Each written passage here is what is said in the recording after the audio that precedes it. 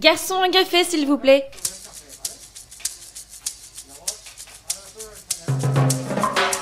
Bonjour à tous, bienvenue sur Conversation secrète, le podcast. Aujourd'hui, nous nous attaquons à Pickpocket de Robert Bresson avec Ismaël. Ismaël, bonjour. Bonjour Yann.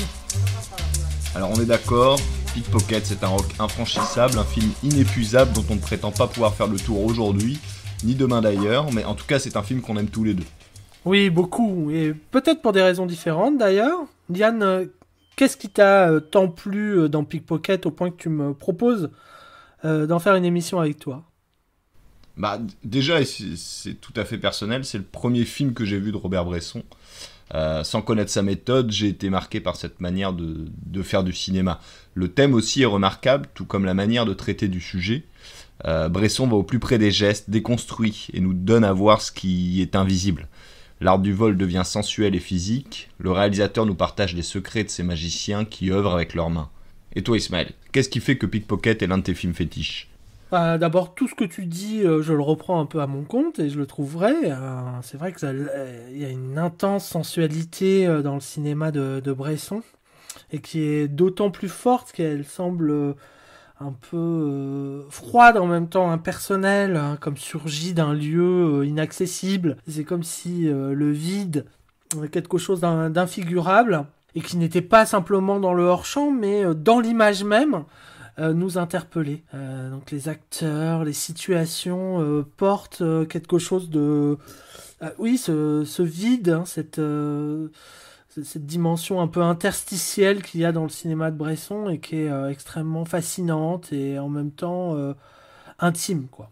Mais pour revenir à ta question sur Pickpocket même, je dirais que c'est le film que je préfère de Bresson, tout simplement parce que c'est le film que j'ai vu le plus souvent. J'ai pu donc bien y réfléchir.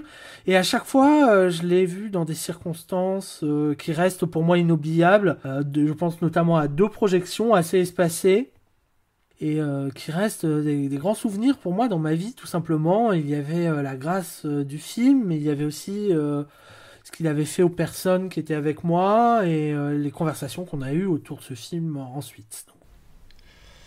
Caractérisé Bresson, enfin je lui ai dit une fois dans un interview, c'est que pour moi il est à la fois, il est un inquisiteur, enfin un grand inquisiteur, c'est-à-dire quelqu'un qui, quel que soit le risque ou même la violence des choses, va jusqu'au fond des hommes.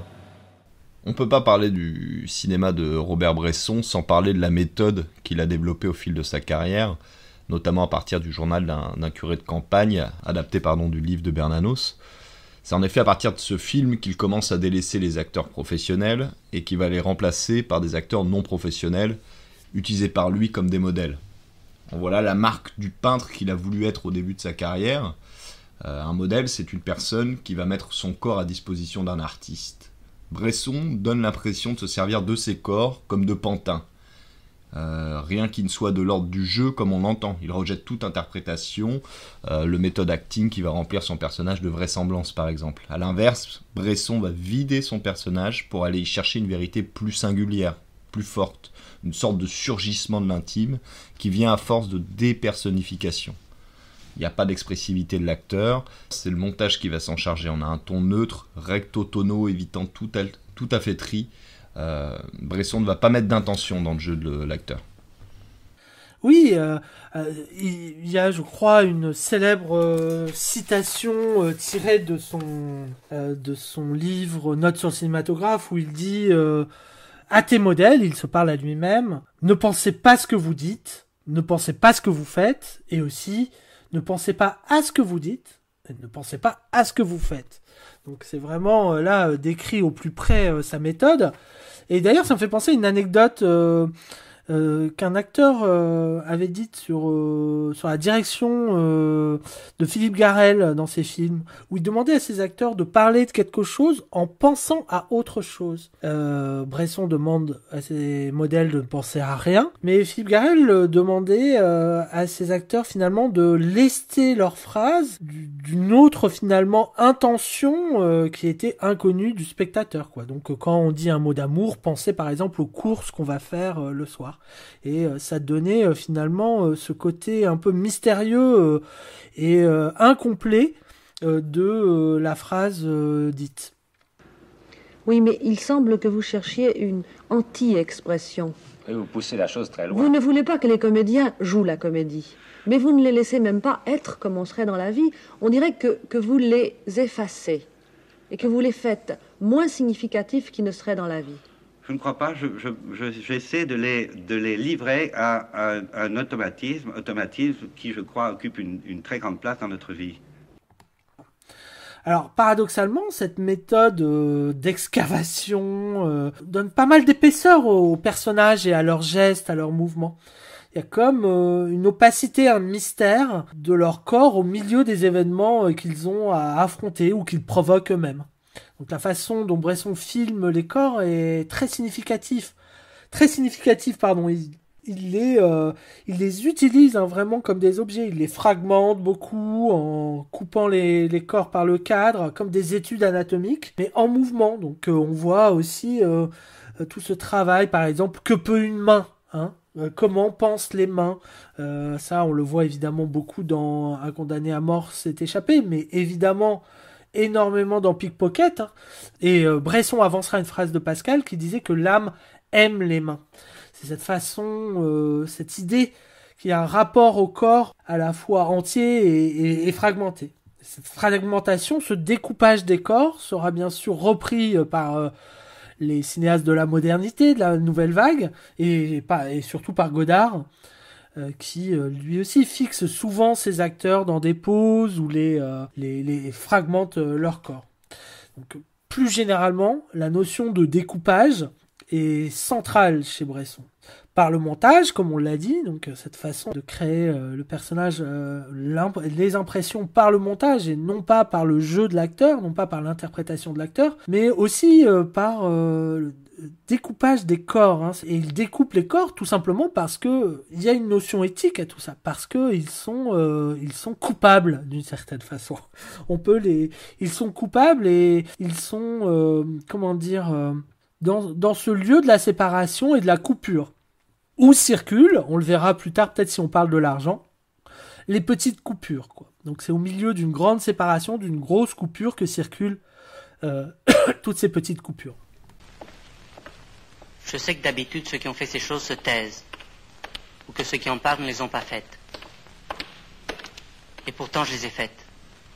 Ses mains les ont faites. Ses mains souples, agiles, rapides, vives. Ses mains qui se glissent. Ses mains qui se posent. Ses mains qui volent.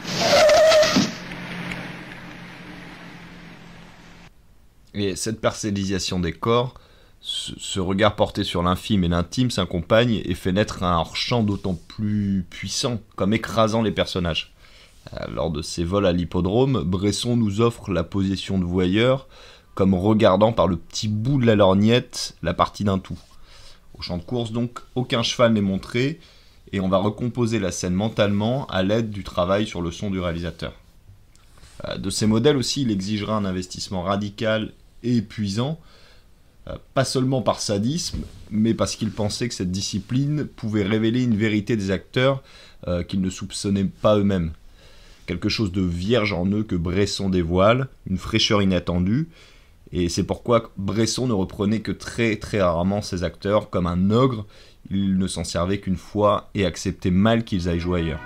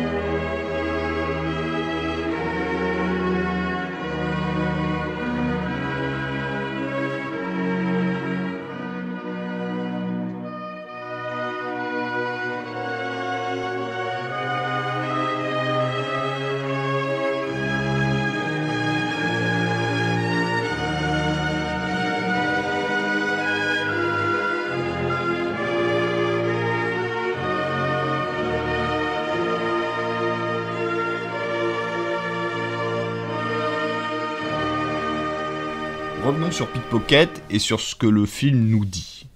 À l'ouverture de celui-ci, Bresson nous avertit par un carton. Ce film n'est pas du style policier. L'auteur s'efforce d'exprimer par des images et des sons le cauchemar d'un jeune homme poussé par sa faiblesse dans une aventure de vol à la tire pour laquelle il n'était pas fait. Seulement cette aventure, par des chemins étranges, réunira deux âmes qui, sans elles, ne se seraient peut-être jamais connues. L'histoire est celle de Michel, jeune homme terne et isolé, fuyant ses responsabilités, de fils notamment, et qui se réfugie dans le vol. Ne vibrant que lorsqu'il passe à l'acte, il justifie sa marginalisation auprès de son ami Jacques et auprès de l'inspecteur qui l'a repéré par une supposée supériorité intellectuelle qui le dispenserait d'obéir à la loi. Il ira jusqu'au bout de cette logique, se refusant à toute relation amicale ou amoureuse pour plonger tête baissée dans l'ivresse du vol, notamment lors d'une fabuleuse scène à la gare de Lyon. Son salut ne passera que par une arrestation. Oui, cette histoire est finalement déjà connue. Pour raconter l'histoire de Michel, Bresson reprend finalement l'ossature de Crime et Châtiment. Le parcours de Michel a beaucoup de points communs avec celui de Raskolnikov, qui développe lui aussi avec Svidrigaïlov, cet inspecteur qui ressemble beaucoup à l'inspecteur principal de Pickpocket d'ailleurs. Raskolnikov développe ses théories sur le surhomme, évoque Napoléon qui lui a conquis l'Europe en se permettant, en franchissant la ligne rouge, quoi, d'une certaine façon. Et ces théories lui permet à Raskolnikov de se laisser aller lui aussi à la jouissance du crime, mais surtout à épancher son ressentiment qu'il n'ose admettre. Car sous cette supposée supériorité, il y a dans Crime et Châtiment une faille, et pareil chez Michel. La ressemblance va jusqu'à, donc je l'ai dit, Svidrigaïlov et l'inspecteur principal, qui utilisent finalement la même tactique vis-à-vis du criminel, c'est-à-dire qu'ils le surveillent de loin, sans agir, restant une présence un peu englobante, mais jamais précise, laissant mariner finalement le coupable dans sa mauvaise conscience pour le cueillir juste à point. Il y a aussi l'ami fidèle de Michel, Jacques, dans le film de Bresson, qu'on peut rapprocher de Razumikine dans le livre de Dostoïevski, et bien sûr Jeanne, qui évoque la douce Sonia. Je dis ossature parce que si Bresson reprend l'étrange chemin de conversion de Raskolnikov pour l'appliquer à Michel, le traitement stylistique est quant à lui à l'opposé, puisque l'exubérance dialogique et théâtrale du romancier russe est remplacée par le traitement janséniste qu'on vient d'évoquer du cinéaste français. À Jean Douché en 1959, qui va l'interviewer sur le film, Bresson répondra qu'il fait un film sur l'incertitude, c'était d'ailleurs le nom initial de Pickpocket, et il dira par exemple que le pickpocket ne saura jamais s'il est ou non poursuivi. Il dira « J'écris ce film comme un roman, comme un poème qui est fait de hasard, d'intuition, de réflexion. » Oui, c'est exactement ce qu'on disait juste avant. C'est vrai que quand on voit le film, on s'attache finalement on a l'impression d'un chemin qui est presque prédestiné de Michel, le chemin de la rédemption qui est écrit d'avance. Mais en fait, ce qui intéresse vraiment Bresson, c'est l'incertitude dans laquelle est placé Michel et qui est finalement son vrai moteur secret. C'est-à-dire que c'est ces chemins étranges dont il parle au départ, qui sous les apparences du vol, tout ça, en fait il y a une autre recherche que Michel ne s'avoue pas à lui-même, et cette recherche, c'est la recherche d'une loi, finalement quelque chose qui pourrait l'ouvrir aux autres et à l'amour. C'est ainsi qu'on peut comprendre le défi qu'il lance à l'inspecteur. C'est un défi, on peut voir ça comme une bravade, mais c'est aussi une façon d'attirer l'attention à lui, d'attirer les regards vers lui.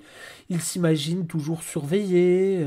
Et surveillé, c'est-à-dire soupçonné, d'accord, mais c'est aussi surveillé, c'est-à-dire par un œil d'un inspecteur qui apparaît plutôt bienveillant. À un moment, d'ailleurs, il y a une scène où un pickpocket le suit, et Michel croit que c'est un policier. Il y a aussi un peu cette confusion à un moment dans la fameuse scène de la gare de Lyon. Ce soupçon que la police le suit, c'est en fait un acte de croyance, une demande de la part de Michel. Croyance que la loi finira par le rattraper et se manifester. Quand il est convoqué, Jacques, son ami, plein de bon sens, lui dit « Mais n'y va pas, t'es soupçonné ». Michel y va tout de même. On pense que c'est par défi, mais encore une fois, il cherche inconsciemment quelqu'un pour lui donner l'appareil, l'observer. Quand il est au commissariat, il pense qu'on fouille sa chambre, qu'on s'intéresse à lui en fait. Il imagine les intentions de l'inspecteur. Mais l'inspecteur, lui, reste présent, disons, mais distant d'une certaine façon, énigmatique. Presque aussi énigmatique que Dieu lui-même, quoi. Il ne répond jamais clairement. Quand on lui parle, il ne répond jamais clairement. Il est là, mais sans y être, en fait. C'est cette incertitude, précisément, à mon avis, que Bresson cherche à explorer. Cette incertitude de la présence de la loi ou d'un Dieu qui rend Michel, en fait, fou, quoi. Il dit qu'il a cru en Dieu, mais que 3 minutes, simplement. Donc, il s'énerve. Il somme l'inspecteur, par exemple, dans une scène, de lui dire ses intentions, de l'arrêter, de faire quelque chose, quoi. Mais celui-ci, encore une fois, laisse Michel libre de ses actes dans cette incertitude inhérente à toute liberté. Il faudra que ce soit Michel lui-même, par amour, qui fasse le chemin vers cette loi. Si bien, et ce chemin sera long et tortueux, si bien qu'il trouve une sorte de liberté, mais cette liberté, il la trouvera finalement, paradoxalement, derrière les barreaux. Avant, libre, toutes les portes étaient fermées, et lui-même les fermait, et maintenant qu'il est détenu, finalement, les portes sont toujours fermées, mais il y a du jour entre les barreaux, entre les grilles, et il peut maintenant embrasser la personne qu'il aime ou lui serrer les mains. Un sujet neuf. Des visages nouveaux dans Pickpocket. L'histoire d'un homme qui aimait voler et qui sacrifiait tout à sa passion. Comme voulez-vous. Qu'êtes-vous? Mais il n'est pas nécessaire que vous avouiez. Cela m'est égal. Un simple rapport suffit. Sur la seule fois d'un de mes hommes, vous êtes arrêté et mis en prison. Pickpocket. Le nouveau film de Robert Bresson. Produit par Agnès Delahaye, vous sera présenté à notre prochain spectacle. Quand on a revu le film, une scène a retenu particulièrement notre attention dans Pickpocket. C'est la scène de la gare de Lyon. Michel, au sommet de son art, est accompagné de ses associés et va détrousser les passagers d'un train arrivé à la gare. Bresson s'attache à montrer les mécanismes du vol de manière virtuose. L'argent, les bijoux et les montres passent d'une main à l'autre à l'abri des regards, sauf de celui du spectateur, bien sûr, le rendant complice de cette délictueuse orgie. Les vols s'enchaînent et se multiplient, cette frénésie de gestes et de corps se montre sensuelle.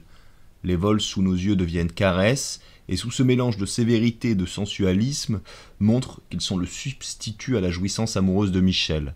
Tant qu'il volera, il ne pourra aimer. Absolument, Yann. Dans cet intervalle entre les êtres que filme, ce courant d'air qu'il y a entre les êtres que filme Bresson, il y a en fait toute une circulation du troc, du vol, des dons. C'est vraiment une figure presque imposée du cinéma de Bresson, ces mains qui fouillent les poches des autres par l'arrière, des mains qui se donnent un billet, une lettre. Voilà, c'est un topos, comme on dit. Alors ici, c'est le mal qui circule, qui se répand de façon presque exponentielle, comme un virus. Et il y a toujours, dans la musicalité très scandée, très mesurée des films de Bresson, un moment où les choses s'accélèrent tout à coup. Il y a quand même une intensification, et là, c'est cette scène de la gare de Lyon, où les choses se compressent de façon magistrale, tout se dit finalement presque en une chaîne. C'est cette rencontre avec le réel pur dont parle si bien le critique, grand spécialiste de Bresson, Philippe Arnaud. Comme si tous les éléments suspendus dans le film se précipiter tout à coup comme dans une solution chimique et amener le héros vers l'irrémédiable. Le passage à l'acte qui bouleversera sa vie à jamais. Et cette notion d'irrémédiable travaille tous les héros de Bresson, mais Michel particulièrement, qui croit toujours quand sa mère lui dit je vais mourir, on va plus se voir. Lui dit mais non, les choses vont s'arranger. Il croit toujours que les choses vont pouvoir s'arranger, qu'on va pouvoir revenir en arrière. Ce côté un peu enfantin de Michel. Mais non, les choses passent, sa mère meurt. Il dit à un moment à Jeanne, il reste plus que des photos et on peut même plus revenir en arrière. En fait, Michel voudrait arrêter le temps. C'est peut-être pour ça d'ailleurs qu'il vole des montres, beaucoup de montres, comme un voleur de temps. Alors, on voit bien sûr dans l'hallucinante dernière séquence de l'argent, le dernier film de Bresson, on en reparlera plus tard, mais on voit ça, c'est peut-être porté à un des plus beau, plus haut niveau de poésie, cette intensification finale de la séquence finale de l'argent est magnifique. Ici, dans la scène de la gare de Pickpocket, on est ébloui par la virtuosité et en même temps la lisibilité de la mise en scène, mais on est comme enivré par ce moment qui frôle presque le fantastique. On est dans la gare de Lyon, on se souvient que dans La Maman et la Putain, Jean-Pierre Léaud disait d'un côté c'est la ville, de l'autre c'est la campagne. Donc on est à la frontière des choses. C'est un moment presque fantastique dans le film de Bresson. Il y a cette idée très catholique, augustinienne, de la transmission des péchés, la transmissibilité des péchés, cette porosité, le mal se reproduit. On le voit d'ailleurs dans le rythme du film. Michel, au début du film, commet ses forfaits seul, et puis il rencontre un pickpocket, puis un autre, sous les apparences de Pierre Hétec, surgit au détour d'un plan. On le voit, il y a un plan qui commence, et hop, à la fin du plan, il y a un troisième. Et là, dans cette scène de la gare, on a l'impression qu'ils sont 10, 100, qui se reproduisent un peu comme des gremlins, en fait. Et parallèlement, plus le mal circule et se reproduit, plus il y a cette impression un peu paranoïaque que la police est également partout, Plus le vol se répand, plus la loi se fait englobante, pressante. Et en fait, c'est comme une prière, finalement. C'est à la fois un crime et une prière. C'est assez bizarre, puisque c'est comme si Michel priait pour que Dieu se manifeste, en fait, de façon inconsciente. Et le ratage qui n'aura pas lieu pour lui là, parce que finalement il est sauvé. Cette scène est assez bizarre parce qu'elle se fait en 3 fois à chaque fois. Elle est coupée 3 fois finalement. Il y a 3 scènes de la gare de Lyon pour Michel. Lui échappe finalement à l'arrestation de ses 2 collègues. Et comme l'écrit si bien Philippe Arnaud dans son livre, le ratage est le signe de la rencontre en fait chez Bresson. Donc quelque chose se passe de très important dans cette scène qui est magnifique. On l'a dit, c'est le fait que Michel se fasse rattraper par la patrouille qui lui rendra sa liberté. C'est sous les barreaux qu'il deviendra amoureux. Le salut de Michel passe par son incarcération, et sa folie kleptomane s'arrêtant, il pourra trouver le salut et retourner à la vie sociale. Oui, c'est l'idée très chrétienne, très classique d'ailleurs, qu'il faut s'être perdu pour se retrouver, Donc la parabole du fils prodigue, etc. Donc là, c'est vraiment la catéchèse, On voit ce que cette façon quand même d'envisager le salut a de problématiques et de limités, Ce salut soudain, un peu comme un Deus ex machina, était déjà présent dans Crime et Châtiment quand Raskolnikov tombait amoureux de Sonia et consentait à payer sa dette. Mais comme Dostoïevski avec les démons, Bresson ira plus loin après dans son œuvre, avec sortira un peu de cette histoire idéale de rédemption pour explorer plus profondément le mal et sa radicalité, justement dans L'Argent, film magnifique, et qui est comme un prolongement tragique de Pickpocket d'une certaine façon. Dans L'Argent, le personnage qui équivaudrait à Michel, ça serait plutôt Lucien, l'assistant du photographe, qui est également un voleur. Mais le vrai personnage principal de L'Argent, c'est Yvon. Michel et Lucien, d'une certaine façon, sont plus ou moins sauvés par la prison, hein, parce qu'ils sont coupables et que leur peine est juste.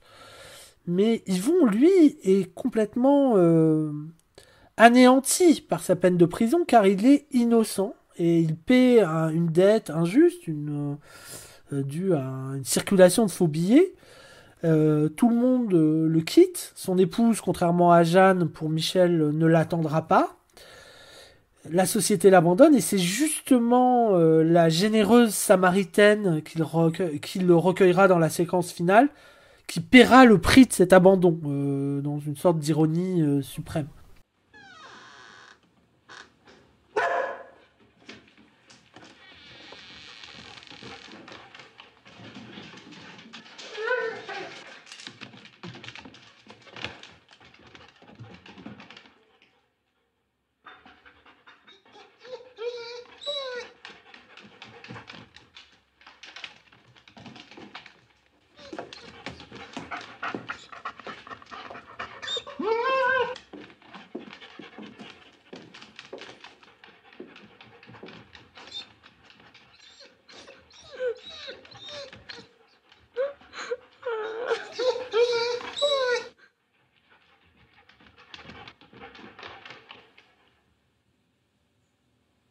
Ou l'argent.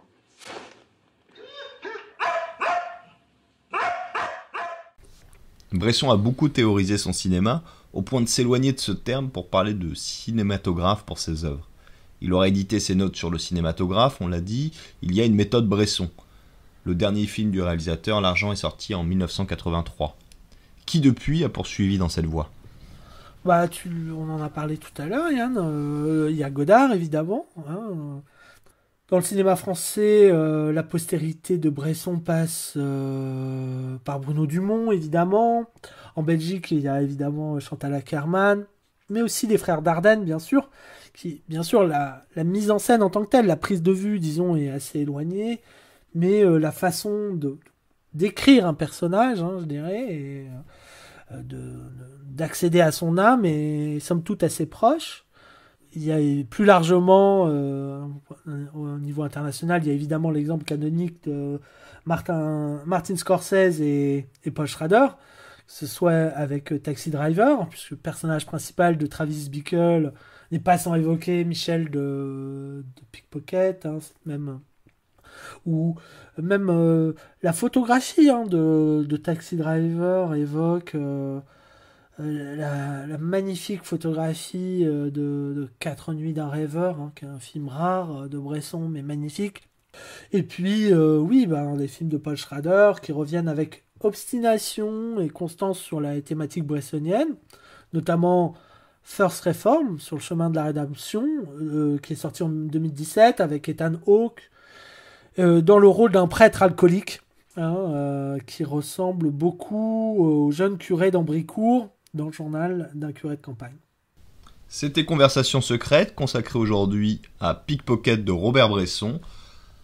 On se retrouve prochainement pour une nouvelle émission. Vous pouvez nous suivre sur l'ensemble des réseaux sociaux, nous écouter sur la majorité des plateformes de podcast. Ismaël, à très bientôt. À bientôt, Yann, et amen. Non. C'est pas possible.